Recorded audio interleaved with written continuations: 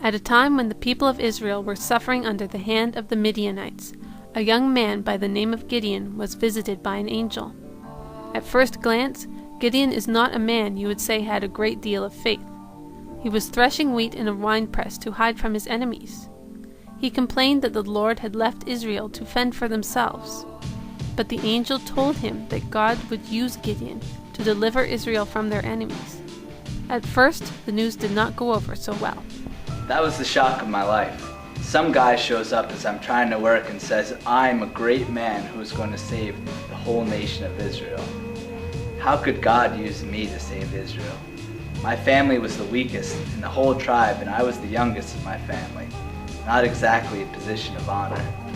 I was sure that I was the last person who'd be able to do anything for our people. Wasn't it obvious? I was hiding while I was threshing wheat. I was nowhere near becoming a soldier. I guess it wasn't as obvious as I thought. At least God didn't think so. The angel said again that God had chosen Gideon, but Gideon insisted on a sign that it was true. His request was granted. Even after all that, Gideon asked for more signs from God. Time and time again, his request was granted, and Gideon finally believed that he was supposed to lead Israel. He called for the men of Israel to help defeat Midian. Okay, yes, I know. You're probably thinking, how can a man who hid from the bad guys and asked for all kinds of signs talk about faith? I'll admit that I was slow at realizing that God knows what he's doing, but I did finally realize it. I'm so glad that the Lord didn't give up on me, but he helped me realize that he was with me.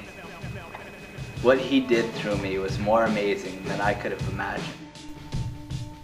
When Gideon recruited the men of Israel to challenge Midian, God told him that there were too many. He followed God and sent many of the men away. He divided up those who were left and gave them trumpets, jars, and torches.